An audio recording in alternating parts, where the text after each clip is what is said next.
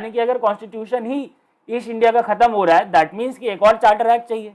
तो इसलिए अगला चार्टर एक्ट आया, चार्टर एक्ट 1813। तो चार्टर एक्ट 1813 क्यों आया, आई होप क्लियर है। क्योंकि चार्टर एक्ट 1793 ने जो ईस्ट इंडिया कंपनी का रूल था इंडिया में, उसको 20 साल के लिए एक्सटेंड किया था। तो 20 साल बाद यानी 1813 में दूसरा चार्टर जरूरी है कि नहीं है, ठीक है। तो अब चार्टर एक्ट 1813 की बात करते हैं। चार्टर एक्ट 1813 में एक बहुत इंपॉर्टेंट डेवलपमेंट हुई, जो थी ट्रेड मोनोपोली को अबॉलिश कर दिया गया of the east India company. अब था क्या कि ईस्ट इंडिया कंपनी जो थी उनकी ट्रेड के ऊपर मोनोपोली थी हमारे देश में, इंडिया में। इस ट्रेड मोनोपोली को अबॉलिश कर दिया गया। नाउ इसका रीजन क्या था, ये ट्रेड मोनोपोली को अबॉलिश क्यों किया गया? तो इसके रीजन थे हमारे नेपोलियन भाई साहब। नेपोलियन भाई साहब इसके रीजन थे। क्यों नेपोलियन कैसे थे रीजन? देखो हुआ यह था कि जब फ्रेंच रेवोल्यूशन चल रहा था तो ब्रिटिशर्स ने क्या किया था कि जो फ्रेंच कोस्ट था, ये स्टोरी है छोटी सी, ध्यान से सुनना, फ्रेंच कोस्ट के ऊपर ब्लॉकेड लगा दी थी। तो नेपोलियन ने अपने यूरोपियन कंट्रीज के साथ मिलकर क्या करा, उसने जो ब्रिटिश से आने वाले शिप थे या जो ब्रिटिश से आने वाला कार्गो था या जो ब्रिटिश से आने वाला सामान था, उसके ऊपर ब्लॉकेड लगा दिया।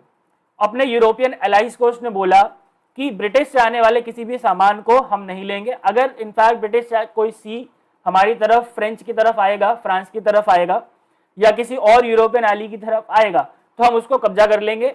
ब्रिटिशर अगर कोई हमारे यहाँ पे एलाइड कंट्रीज में या फ्रांस में पकड़ा जाएगा तो उसको हम अरेस्ट कर लेंगे, और अगर कोई भी सामान ब्रिटिशर्स का है तो हम उसको डिस्ट्रॉय कर देंगे। तो basically in the you know जब ब्रिटिशर्स ने फ्रांस के ऊपर, फ्रेंच कोस्ट के ऊपर ब्लॉकेड लगाया तो नेपोलियन ने रिटेलिएशन में उनके ऊपर भी लगा दिया। अब इससे नुकसान क्या हुआ? नुकसान ये हुआ कि जो ब्रिटिश का जो एक्सपोर्ट था, और ये जो नेपोलियन ने ब्लॉकेड लगाई थी, ये लगाई थी थ्रू द बर्लिन डिक्री। इसको हम क्या बोलते हैं, बर्लिन डिक्री। और इसके बाद से यहाँ पे कॉन्टिनेंटल ब्लॉकेड स्थापित करा था, ठीक है। इस पूरे टर्म को क्या बोलते हैं, कॉन्टिनेंटल ब्लॉकेड, यानी कि पूरे यूरोप कॉन्टिनेंट ने ब्लॉक कर दिया है ब्रिटिश एम्पायर से आने वाले किसी भी सामान को, किसी भी इंपोर्टेड सामान को या किसी भी कार्गो को। ओके, तो अब इससे नुकसान क्या हुआ? इससे नुकसान ये हुआ कि जो ब्रिटिश के एक्सपोर्ट फ्रांस में जाते थे या यूरोपियन कंट्रीज में जाते थे वो तो बंद हो गए। अब अगर ब्रिटिश के एक्सपोर्ट्स बंद हो जाएंगे तो जो वहां पे मर्चेंट्स हैं, ब्रिटिश मर्चेंट्स, उनका नुकसान होगा कि नहीं होगा? ठीक है, उनका नुकसान होगा। तो जब उनका नुकसान हुआ, उनका बहुत भारी नुकसान हुआ, तो वो गए ब्रिटिश क्राउन के पास। उन्होंने बोला कि साहब हमें यूरोप में तो जाने नहीं दे रहा वो नेपोलियन, तो अब हमें कोई तो रास्ता दो, वरना तो हमारा बहुत नुकसान हो जाएगा। तो उन्होंने ये डिमांड करी कि हमें परमिशन दे दी जाए कि हम एशिया में अब ट्रेड करें। तो इस परमिशन को ग्रांट करते हुए ब्रिटिश क्राउन ने ईस्ट इंडिया कंपनी की जो ट्रेड मोनोपोली थी इंडिया में, उसको खत्म कर दिया गया। ओके, मतलब ब्रिटिश मर्चेंट्स को, जो जनरल मर्चेंट्स थे जो कि ईस्ट इंडिया कंपनी से जिनका कोई रिलेशन नहीं था, उनको भी बोला कि ठीक है आप भी जाके इंडिया में ट्रेड कर सकते हो। लेकिन यहाँ पे एक इंपॉर्टेंट बात है जो ध्यान में रखने वाली है, ट्रेड मोनोपोली ओवरऑल एस्टैब्लिश कर दी गई थी, लेकिन टी के साथ, टी के लिए और ओपियम के लिए, और इसके अलावा विद चाइना, चाइना के साथ जो ट्रेड मोनोपोली थी वो अभी भी ईस्ट इंडिया कंपनी की ही थी, ब्रिटिश मर्चेंट्स को नहीं दी गई थी। और इसके अलावा चाय की और ओपियम का जो ट्रेड था वो, उसकी मोनोपोली अभी भी ईस्ट इंडिया कंपनी के हाथ में ही थी। तो ये बहुत इंपॉर्टेंट डेवलपमेंट था guys after the charter act 1813, ये आपको याद रखना है। एंड इसके पीछे क्या स्टोरी है मैंने आपको बता दी, मैं एक बार रिपीट कर देता हूँ। नेपोलियन जो था वो इसके पीछे सबसे बड़ा रीजन था। ब्रिटिशर्स ने फ्रेंच कोस्ट को ब्लॉक किया था, उसके रिटेलिएशन में नेपोलियन ने ब्रिटिश से आने वाले सामान को, शिप को, एक्सपोर्ट को, सबको ब्लॉक कर दिया फ्रांस में और अपने यूरोपियन एलाइज में। ओके, जिससे क्या हुआ, ब्रिटिश जो एक्सपोर्ट होता था वो बंद हो गया बिल्कुल, जिससे ब्रिटिश मर्चेंट्स को नुकसान हुआ। ब्रिटिश मर्चेंट्स क्राउन के पास गए, क्राउन से परमिशन मांगी कि भाई साहब हमें एशिया में जाके ट्रेड करने दो, वरना हम तो भूखे मर जाएंगे।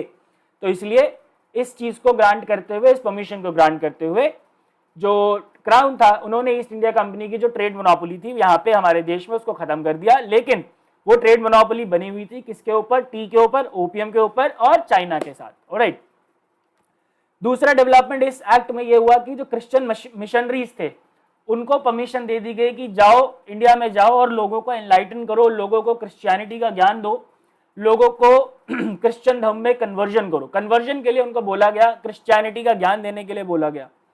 तीसरी इंपॉर्टेंट और बहुत बार एग्जाम में क्वेश्चन आ चुका है कि 1 लाख रुपए एजुकेशन के लिए असाइन किए गए बाय द क्राउन की, अब से 1 लाख रुपए खर्च किए जाएंगे ऑन दी एजुकेशन। अब यहाँ पे एजुकेशन का मतलब ये मत समझना कि जो ब्रिटिश गवर्नमेंट है वो डिग्री करवाएगी इंडियंस की, ऐसा नहीं है। यहाँ पे ये था, ये 1 लाख रुपए का देने के 2 पर्पस थे। पहला पर्पस ये था, ये जो क्रिश्चियन मिशनरीज आ रहे थे उनको ऑब्वियसली लोगों को एनलाइट करने के लिए, लोगों को अवेयर करने के लिए पैसे की जरूरत तो होती है ना, बिना पैसे के कुछ नहीं होता। तो 1 लाख रुपए में से कुछ अमाउंट वहां खर्च किया जाएगा। दूसरा इसके पीछे पर्पस पता है क्या था? दूसरा पर्पस ये था कि ये जो ईस्ट इंडिया कंपनी के ऑफिशियल थे ना, इनकी बहुत राजशाही थी, मतलब ये बहुत एलीट क्लास के लोग थे, बहुत ज्यादा पैसा खर्च करते थे। तो ब्रिटिश क्राउन ने ये सोचा कि अगर हम इंडिया में रहने वाले लोगों को, जिनकी ज़रूरतें कम हैं या जो खर्चा ज़्यादा नहीं करते हैं, जो कि लेविश लाइफस्टाइल से वाकिफ नहीं है, उनको अगर हम थोड़ा बहुत एजुकेट कर देंगे तो जो लोअर पोस्ट होगी क्लर्क वगैरह की, वहाँ पे हम इंडियंस को हायर कर सकते हैं। और जो ब्रिटिश ऑफिशियल्स इतनी ज़्यादा रईस की ज़िंदगी वहाँ पे काट रहे हैं despite being on the lower post, उससे हमें निजात मिलेगी, उससे हमें खर्चा वहाँ से हमारा बच पाएगा।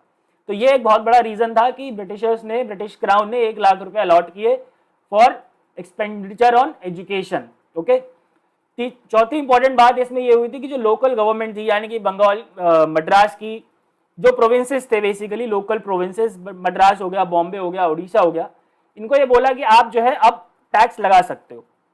तो इससे पहले टैक्स कौन लगाता था? इससे पहले east India company overall tax लगाती थी। हमने पढ़ा था दीवानी राइट्स मिले थे, दीवानी राइट्स मिले थे ना, किनको मिले थे? ईस्ट इंडिया कंपनी को। कब मिले थे? Battle of Buxar, treaty of Allahabad.